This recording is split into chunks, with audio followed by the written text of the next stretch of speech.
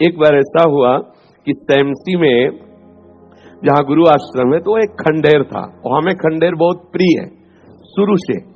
ऐसा मतलब बिगड़ेल स्थान, पुराना वृक्ष या ऐसे कोई कुटिया, ऐसे पहले संन्यास मार्ग में ऐसे रहना अच्छा लगता था कि जहां जिसका किसी काल। तो रात्रि में उस खंडहर में जाकर के लेटे, वहां के लोगों ने रोका, आश्रम वाले लोगों को वहां मत जाइए। हम सोचा आश्रम के कई लोग यहाँ लेटते हैं तो बातचीत करेंगे, इसलिए एकांत।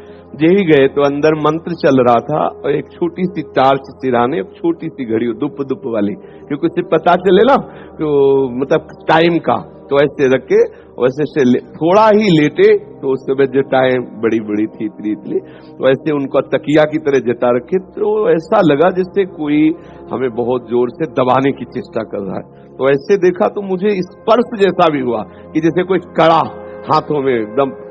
ऐसा कैसे हो सकता है? जब हम मंत्र जप रहे हैं तो कोई ऐसा कैसे हो सकता है कि कोई अशुभ आत्मा के छुए? तो टार्च लिया, बाहर निकले, कोई नहीं। मुझे लगा कि मेरी मानसिक बिगड़ेल बुद्धि हमको भयभीत करना चाहती है। नहीं, मैं नहीं मान।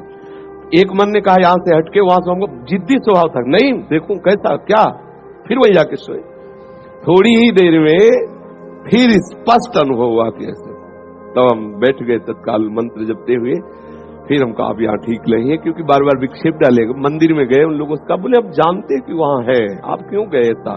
तो हमने जीवन में देखा है कि अगर कहीं ऐसी प्रेत आत्मा आदि हो, वो आपको परेशान नहीं कर सकती। आपको जैसे गोकर्ण के सामने धुंधकारी प्रकट हुआ, कभी वो अग्नि बनता, कभी वो ये बनता, कभी भेड़ बनता, कभी सिंह, समझ गए अधोगति को प्राप्त। लेकिन कोई ऐसा नहीं कि उनका अनिष्ट करे और रो के कह रहा था कि मेरा उद्धार कर दो, मेरा कल्याण कर दो।